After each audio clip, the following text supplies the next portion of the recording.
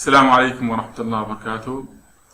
المتحدث أستاذ المساعد دكتور ياسر عبدالستار، جامعة الانبار، كلية الاداب، قسم اللغة الانكليزية.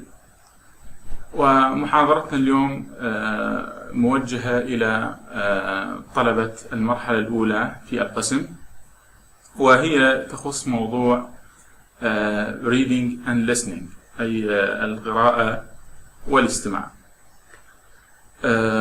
Hello and welcome. Very good morning. This is Assistant Prof.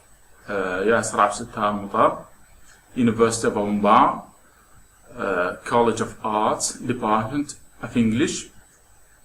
And our lecture today is for the first class, and it is about the one topic studied there, that is reading skills, or reading and listening.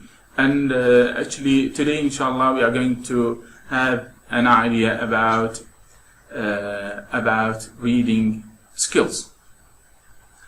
Okay, before going through this very simple definition of reading, we have to know that reading is one of the four skills of reading, along with speaking, writing, and listening. And actually, it is a key point or a milestone in learning. Okay, if you are not a good reader, you'll not be a good speaker, a good listener, or good writer. So we have to pay a special attention for the reading skill. Okay, as you can see here, we have got a very simple definition for reading. It is a process of looking at a series of written symbols and getting meaning from them. We can view the process in a very simple way. That is, you have got a sheet of paper, and there's certain symbols there, and you are going to have a look at those symbols, and your eyes are going to act as a scanner, and there's a processing for those symbols to be transferred into data, and those data will be transferred to your brain through optical nerves, and in your brain there will be some sort of processing for the information, so that we will obtain meaning. So the utmost or the main result of reading is to understand or to obtain meaning. And it is actually, as you can see here, it is a receptive skill. Yes, through reading we can receive information. Actually, this is a very simple definition. Let us have well, let's say a specific definition for the for reading. Okay. It is a cognitive process that involves decoding symbols to arrive at meaning. As we have said, yes, meaning here is something very important. Yes, it is an active process of constructing meanings of words. Reading with a purpose helps the reader to direct information towards a goal and focuses his or her attention. Okay, although the reasons for reading may vary. Yes, we have different reasons for reading, as we will see inshallah in the coming slides. Yes, for every single text there is a special type of reading, so we have different reasons of for reading. Yes, but the primary purpose, or the main purpose for reading, is to understand the text, to comprehend the text. Reading is a thinking process. Yes, we are thinking while we are reading. We are thinking. It allows the reader to use what he or she may already know. Yes, your previous reading construct what's known to be your knowledge, your deposited knowledge, or they call it specifically prior knowledge. So your prior knowledge will act as analysis for receiving information. So you'll you'll squeeze your knowledge so that you could understand the receiving or the new or the coming knowledge or the coming data. Yes, there will be an interaction between your prior knowledge and the receiving information. Yes, during this processing information, yes, we have got 3 components here for reading. The readers use strategies to understand what they are reading. Okay, we'll have a look at those methods or strategies.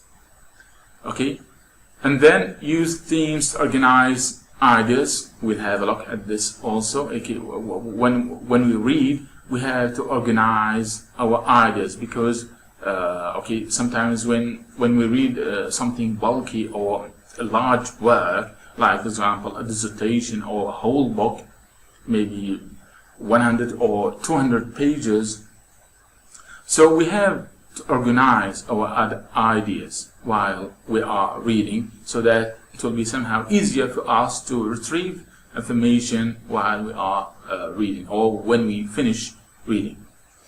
Okay, and the third one, use textual clues to find the meanings of new words. Okay, yes, maybe in the coming lecture we'll have maybe a special 2 or 3 slides regarding this matter, because when you read a certain text, maybe a technical text, or you are researching a new area, okay, you'll come across through well, let's say new words, difficult words, strange words, complex grammatical structures. So we need what we call it the context. So we have to use the surrounding environment for the sentences we are reading, so that we could outline or obtain the meanings of those strange or new words. So we have those 3 components that are important, okay, equally important for reading. Okay, effective reading.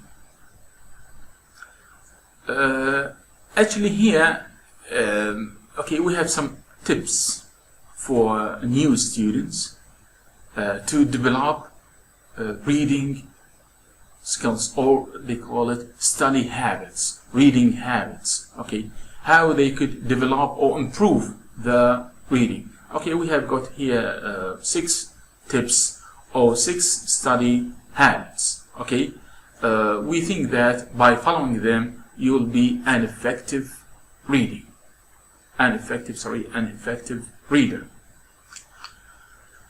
Yes, the first one, which is the most important one, targets. We mean here by targets, okay, a commitment.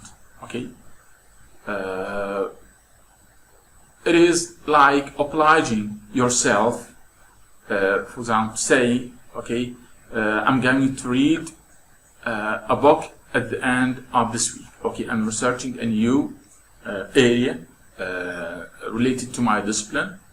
So, okay, I oblige myself, okay, to read maybe a dissertation, a paper, an article, or whatever, so that kind of stuff. So, without obliging, okay, without commitment, I'm not going to read anything. So we have to set a realistic target. As we will see later regarding the quantity, don't make it too large. Okay, work, so that you will be afraid of looking at that work. So it's better to break down the large task or the large part of reading into a smaller one, so that it will be somehow easier for you to approach that area or those ideas. So don't try to do too much. For example, plan to read 1 chapter of a book each evening, rather than think about reading the whole book over the weekend. So this kind of detailed plan target is more effective than vague commitment. Okay, So realistic target, realistic work, realistic commitment. Okay, as a tip here, something incentive for you, you can tell your friend or your friends, maybe more than one, your colleagues, your classmates, that I'm going to read this book at the end, by the end of this chapter. Okay, it will be somehow an incentive for you to commit to your target.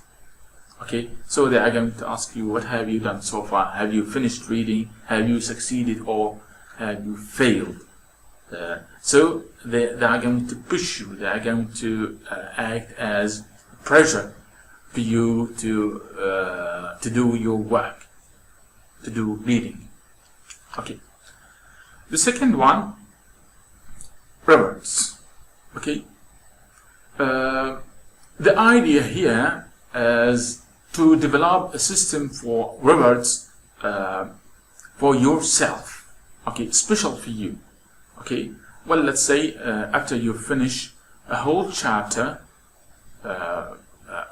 in a book, or maybe you read maybe 10 pages in a specific area related to your discipline.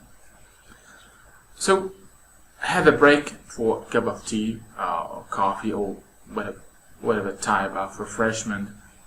Maybe you can listen to some music, or make something interesting for you. So the whole idea is to develop a system of reward, and rewarding yourself for keeping to your work plan will make you feel good about yourself.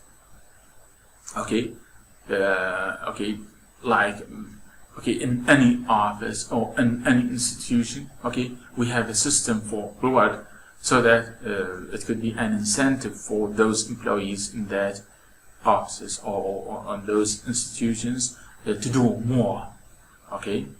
So a system for rewards. Quantity.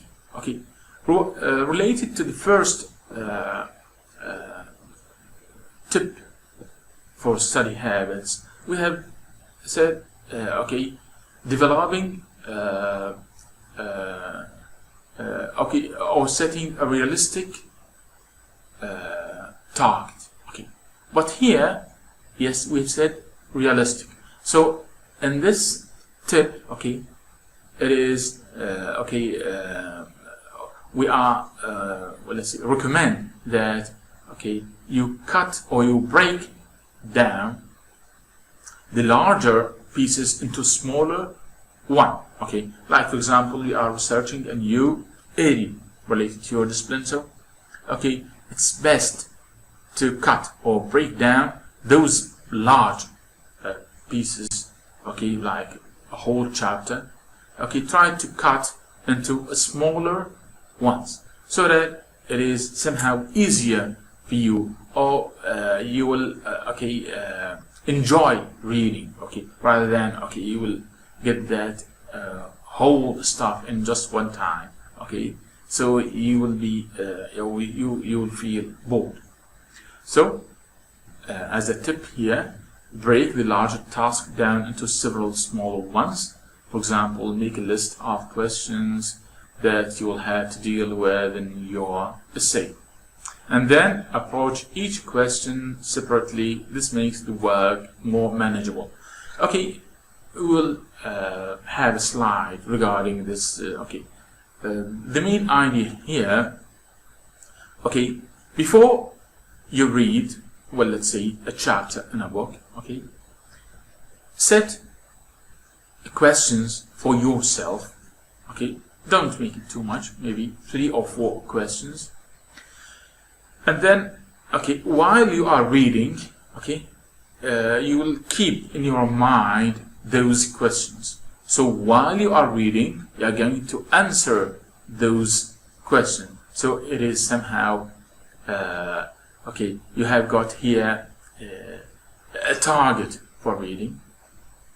And while we have cut the larger parts into smaller ones, so it is somehow easier for us, okay, to set a question for each part, okay, so that it is or it will be somehow easier for us to retrieve information later. Okay, so yes, okay, quantity here is something very important. Okay, timing.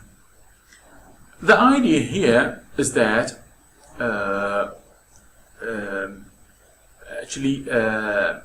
choose a suitable time for yourself. Okay, like for example, early morning, or at the end of your day. You will be most alert. Okay, there's no noise for children. Okay, no interruption. Okay, no calls. Okay, no contacts. So and you feel that this is the best time for you to read. So commit to that time. Okay, make a timetable. Okay, don't find any other reasons to postpone reading. Any other reason to postpone reading in that time. Okay, because this is the best time for you to read. So when it's quiet, there's no noise, and when you are most alert. So try to make this a regular timetable, part of your day. If you plan to start work at a certain time, say 7 p.m., don't find reasons to put off getting started. Okay, you can watch DVD later, and okay, the other things like calls, messages, emails, you can postpone them if they are not urgent. Okay, and to commit on your work. Notes and learning styles. Okay, we will have a special, maybe in the coming lectures, we'll have special slides for this, how to make notes. And actually, this is something very important. Okay, well, let's say you are reading a whole book, and then okay, if the book is for you, it's okay. You can register those notes on the same book. If it is not for you, okay, you can have a separate sheet of paper, and you are going to register key points, main ideas, okay, sometimes quotations, very important words for the writer. Keep it aside, okay, keep it needed, ordered, okay. We know, okay, we forget, okay. Okay, when we finish reading, okay, it is somehow easier for us to go through our notes rather than reading the whole book again. So, developing this, or making notes, okay. Well, we can say a key point in developing your your reading habits.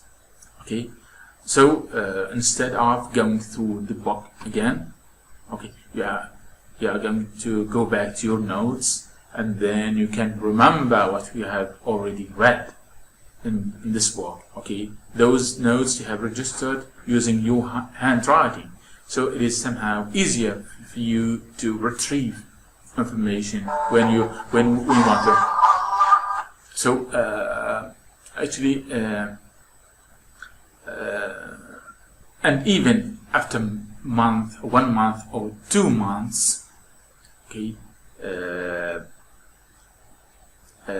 when we go back to those notes, okay, it is easier for us to retrieve information. Yes, this will make it much easier to retrieve information. As a tip here, keep your notebooks neat and well organized. As for this tip, that is revision, okay, always, okay, make update for your whole work. Okay, even for those study habits or reading habits. Okay, try to revise. Okay, try to develop. Okay, make updates for your plan. Okay, make updates for your timing. Make update for your quantity of work. Make update for the best time for you. Okay, even you can set time for yourself. For how long have you been in this work? Okay, does it deserve that time? Okay, so you can always revise. Okay, or make update for your reading plan. So don't leave revision until the last moment. When you set your study targets, allow regular revision time. This is much more effective than trying to cram before compiling your work. So it is somehow easier for you to update while you are in the work you are doing, okay? And it's best for you to do this while you are working rather than at the end of your work. You have wasted a lot of time. So maybe there's some areas that you have failed, so you can update, you can revise. It's better for you to understand this than understand it at the end of your work. Okay, so we have finished. We think that by following those tips for reading, okay, if you follow them, okay, you'll develop a good reading habits or good study habits. And then we will come for strategies or methods of reading. We said that we have already said this, for every single type of reading, we have a certain strategy or method. Okay, we come across different types of reading, so we have to know that for every single time there's a special method or strategy. So during your course you'll do a lot of reading. It is essential that you learn how to be an effective and efficient reader in order to make the best of your time. So learning to be a good reader takes practice. Yes, we need practice. Okay, always practice. You need to develop different strategies, yes, and methods of reading. Okay, we'll have in general there are four. Okay, skimming, scanning, intensive, and extensive. Okay, and every single method or strategy, it is best recommended for special types of texts. Okay, the first one is skimming. Actually here it is a fast way of reading, but here we want to obtain a general idea about the text we are reading. Okay, rather than looking for specific or certain things in that text. Yes, this is okay. First, identify your reason for reading. For example, to decide whether an article meets your needs, or perhaps to understand writers' attitudes. And okay, and this is something very important. This is something very important. That is to understand the writer's attitude. Okay, how to do skimming? Okay, we are going fast through the text. Okay, don't worry about new words, strange words, complex grammatical structures. Okay, don't worry about them. Okay, you want to have a general idea about the things you are reading. Okay, don't stop to look up those words in a dictionary. They waste your time.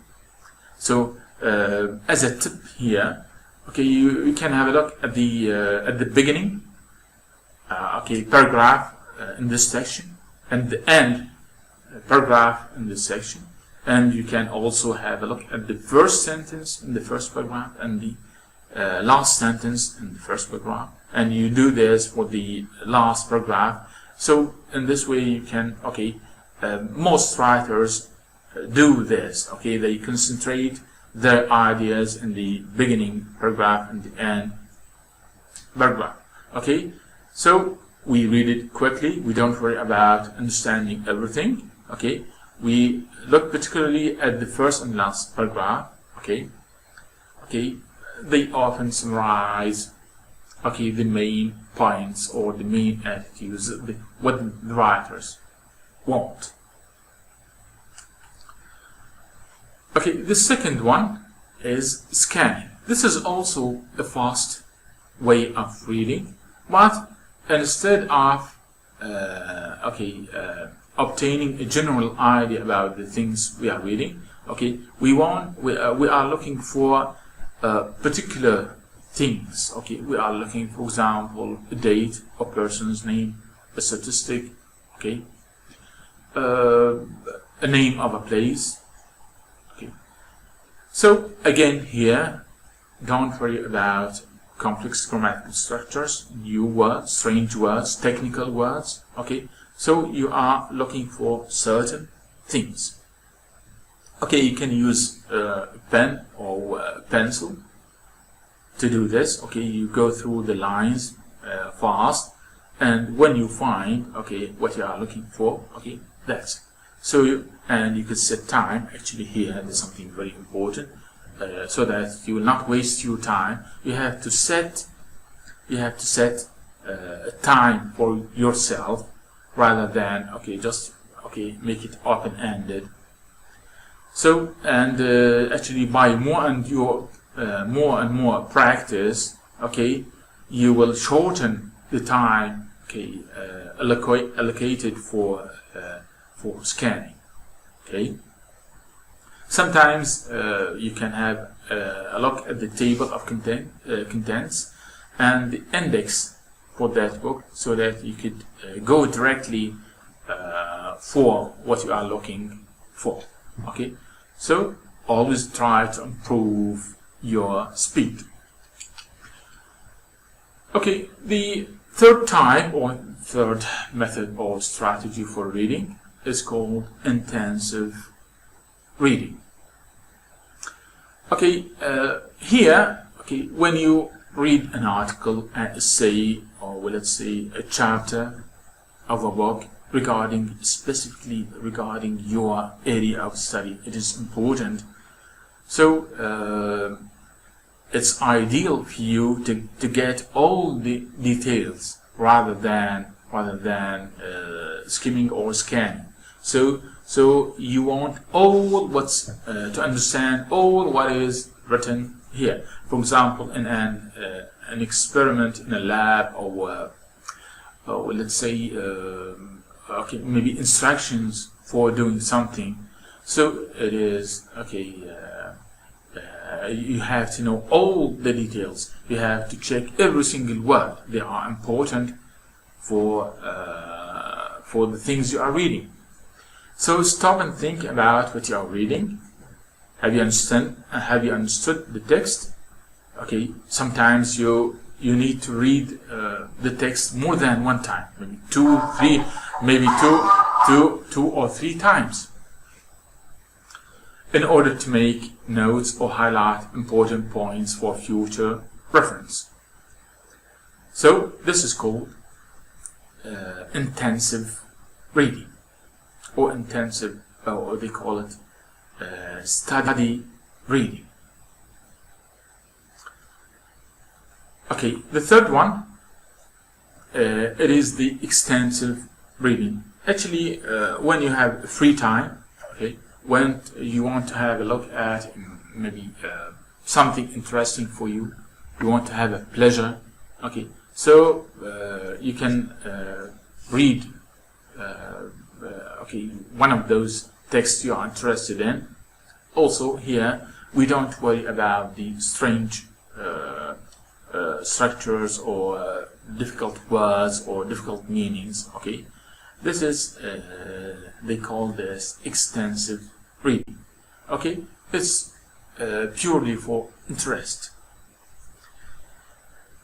Okay, yes, we know this. We don't always read the same kinds of texts in the same way, and we often use more than one method of reading for a single text. Your reason for reading will help you decide how to read. Actually, these are the most well-known methods or strategies for reading. Other books mention other types. Maybe in the coming lecture we'll tackle some of them. But all in all, the main items presented in those types of reading are there in those four methods or strategies for reading. So when you read other sources, you may find different strategies or different methods of reading. Yes, but they have the same idea. Okay, after finishing good study habits and types of methods or strategies of reading, now we will start with how to read. How to read. Okay, how do we start reading? Okay, the first thing that we have to know is, in most modern curriculum for teaching languages, like for example the English language, you can have a look at interchange, headway, and other material for teaching language or learning language here. Learning language. Okay. So before reading the main text, there's a page preceding the text. Okay. In that page, you'll see the topic mentioned by the writer, the idea, main points in the text you are going to read, and maybe a set of questions before going through the main text. So this is good for you to have a prior knowledge regarding the text you are reading, and it is best for you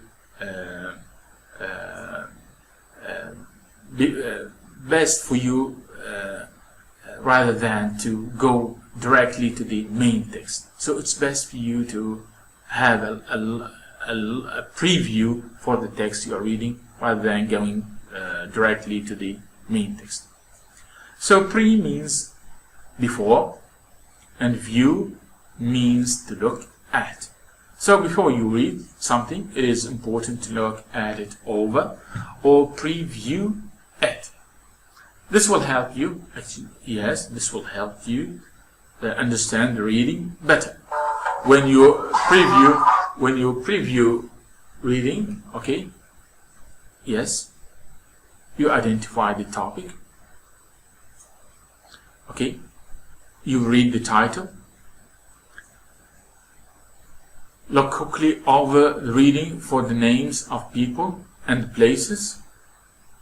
Look quickly for keywords, words that appear several times, and actually this is something very important. When some words are repeated many times, we have to focus on this point. When a word or certain words are repeated many times in a text, you have to think that they are important. Okay, they are the key words. Okay, in most papers, articles, or well-known essays. Okay, there are key words. Okay, they are the main words, okay, presented in that work. Okay, also look at any pictures or charts. Sometimes, okay, as a preview, they put some pictures, okay, denoting certain ideas that will be discussed later, or maybe some charts. Okay, for example, while you are reading something technical. So when you have a look at that chart, okay, you will understand what's going on. So think about what you already know about the topic. Actually, and we have discussed this previously. Okay, you have got a compiled knowledge, and you are going to receive new information, new knowledge. You are going to squeeze your prior knowledge so that you can analyze the coming or receiving knowledge. So there will be an interaction between what you know, what you already know, and the things you are, okay, the new things coming to your mind. So think about what you already know about the topic. Ask yourself questions about the topic. Yes, we have said this. Okay, it is best for you to have a set of questions. Okay, they do this in those new curriculum for language learning. Okay, they set some questions, okay, for the reader before going through the main text. So by keep a look at those questions, you are going to understand what's going on in the text you are reading. Okay, identifying the topic and main idea. And actually, this is something very important. To identify the topic of reading, ask, what's the reading about? Identify the main idea of reading. Ask, what is the most important thing the writer says about the topic? Okay. Yes, actually, we have a passage in a textbook. The first passage in the textbook for the first class in the Department of English, okay, regarding the subject of reading and listening. So it talks about volunteering. Okay, so the title of this passage is volunteering, but the main idea, okay, the writer's main idea is that volunteering to help other people can change your life. Actually, it is a long story for South Asian woman, that she thought that by volunteering, okay, she could change something in the world, and yes, she did. But it also, okay, she changed, okay, their look at people. Okay, so title is something, and the main idea is maybe something else. So the main idea is that volunteering to help other people can change your life. Okay, you think you are going to change the lives of others. Yes, you did this, but in addition to that, you changed your life. Okay, by this we'll reach the end of our lecture, and inshallah for the coming lecture, inshallah we'll have more and more ideas about reading, or how to develop reading as a skill. Thank you very much indeed for your listening. Inshallah we'll meet in the next lecture. Thank you very much for listening. Thank you very much, and I'd like to thank the Center of Ibn Sina for their work regarding ordering those lectures. Thank you very much indeed, Thank you and goodbye.